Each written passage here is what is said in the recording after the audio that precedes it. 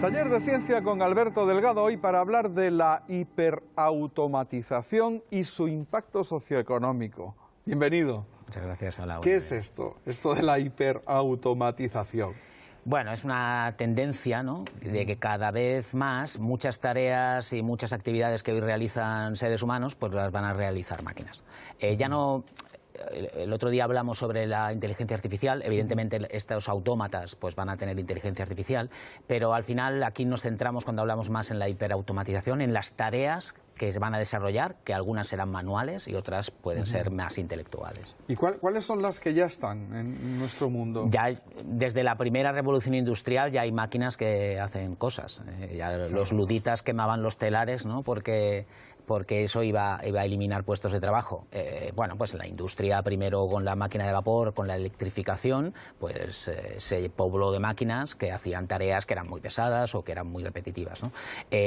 Pero poco a poco, a medida que las máquinas se van haciendo también más inteligentes, pues vamos entrando en hacer tareas de manera automatizada que ya no son tan manuales, ¿no?, como pueden ser pues conducir, o como puede ser pues incluso interactuar con un ordenador para hacer las tareas que hace una persona al dar de alta cualquier dato en un sistema.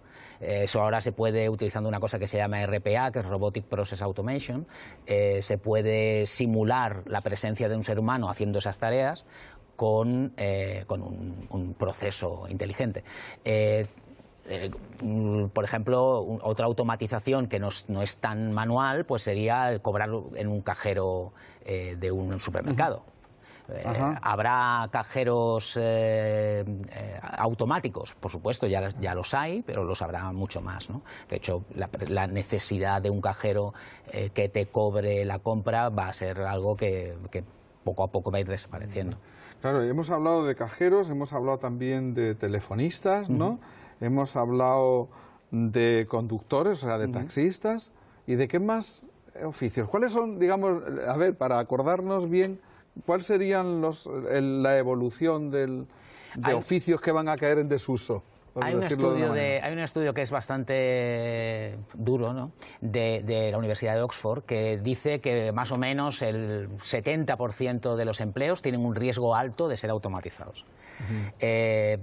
También el de entrevistador de televisión. El de entrevistador no mucho, pero ahora o sea, todos, desde luego, todos tienen un cierto riesgo, pero la probabilidad es alta cuando pasan dos cosas. Una, cuanto menos creatividad haya, la creatividad y el pensamiento complejo todavía no está suficientemente desarrollado en las máquinas, y por lo tanto eso va a costar tiempo. Y luego hay otro aspecto que es muy poco romántico, pero que también que tiene bastante influencia, que es aquellas tareas de un coste muy bajo.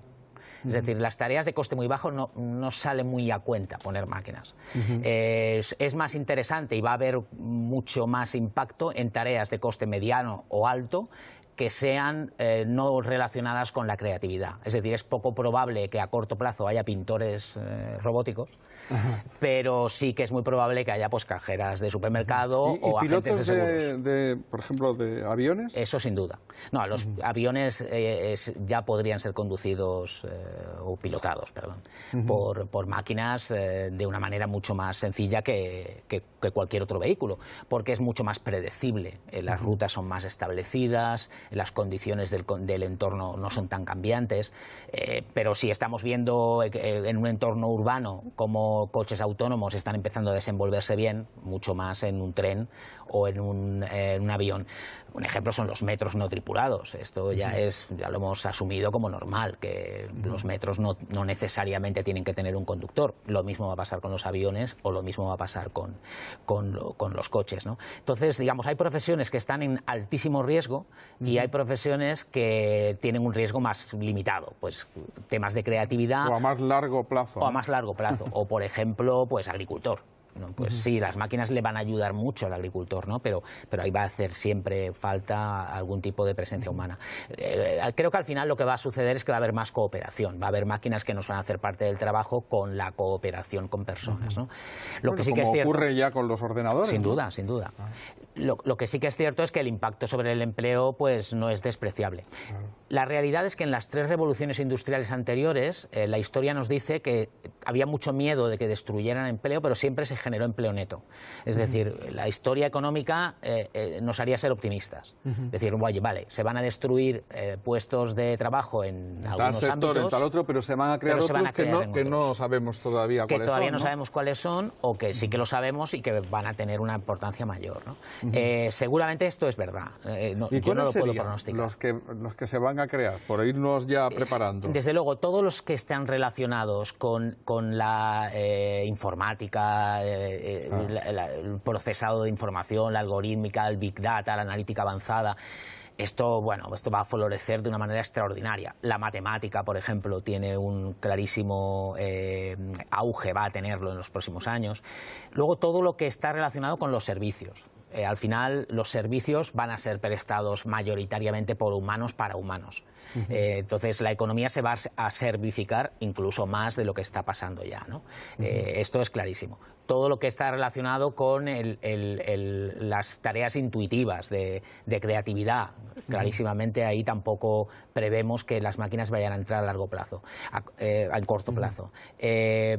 Todo lo que es manual, todo lo que es repetitivo, todo lo que es, digamos, fácilmente procedimentable, es carne de automatización muy clara, ¿no? ¿Y qué es lo que va a pasar con la economía? Porque si de pronto, yo qué sé, el 70% creo que ha apuntado aquí, ¿no?, de actividades que ahora mismo se llevan a cabo, dejan de llevarse a cabo por humanos. Este es el tema más peliagudo, ¿no? Y además el que requiere de un mayor liderazgo, ¿no?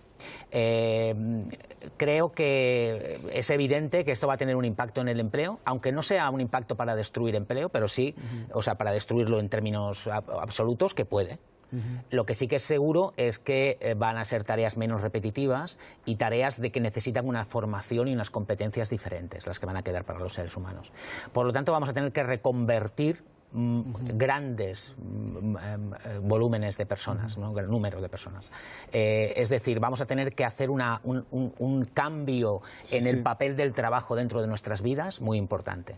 Y desde el punto de vista económico, aquí es donde algunos pues abogan por la renta básica universal, ¿no? Es decir, al final el PIB mundial no va a decrecer, va a seguir creciendo, con lo cual, en términos muy groseros, el dinero a repartir entre los seres humanos podría ser el mismo.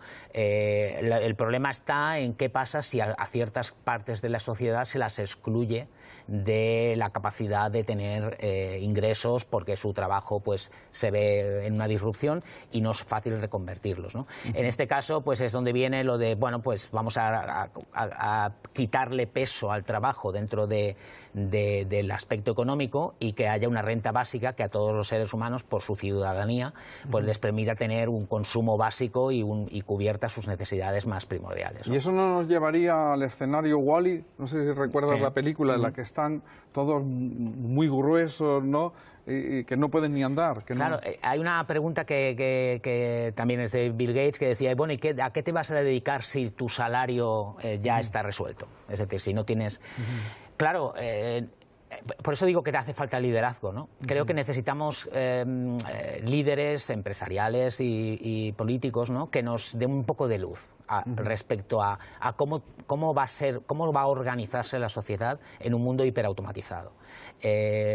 Seguramente tendremos que encontrar nuevas maneras y de relacionarnos, de hacer cosas, el papel del ocio. Que no queda nada por investigar en el universo, ¿no?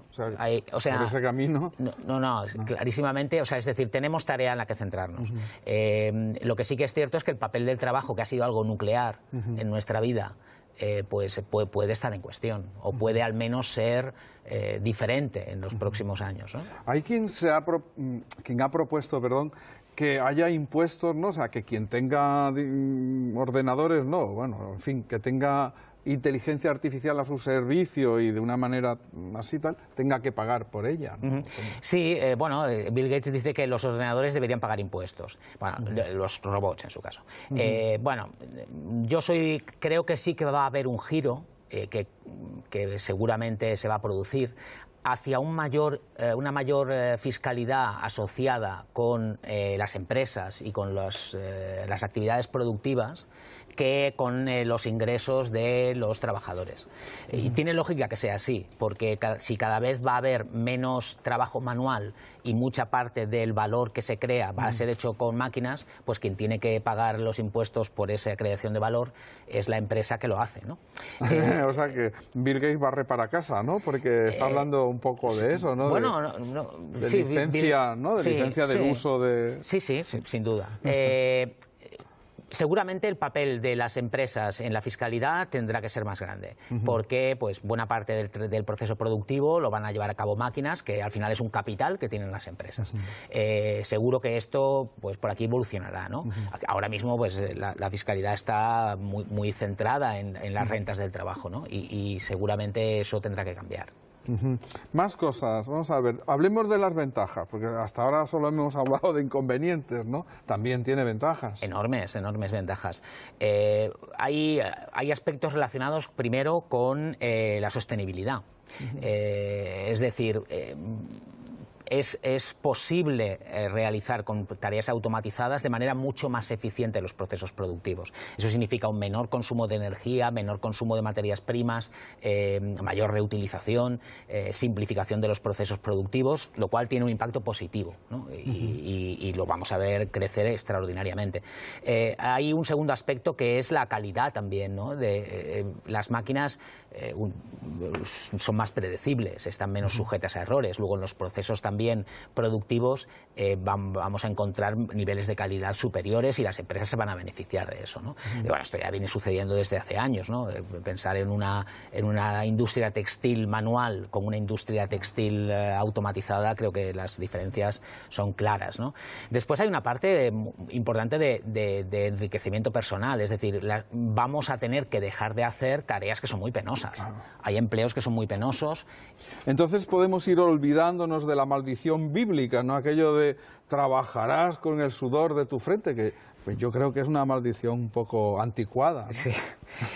Pero hay muchos empleos en los que hay muchos trabajos que son muy penosos, ¿no? Y que realmente suponen todos los trabajos suponen esfuerzo, pero hay algunos que realmente es un esfuerzo físico duro y que es a lo que la maldición bíblica un poco hacía referencia, ¿no? Del sudor de tu frente. Hombre, sí, claro que habrá trabajos todavía que sean penosos, ¿no? Pero es cierto que muchos de los trabajos más algunos ya se han eliminado y están hechos por máquinas y ya lo hemos asumido, y hay otros que lo vamos a tener que asumir, porque en términos económicos, los términos económicos de ese trabajo realizado por máquinas se van a imponer. Va a ser muy difícil frenar la incorporación de robots a las industrias o a la minería o a ese tipo de tareas más duras, ¿no? Claro.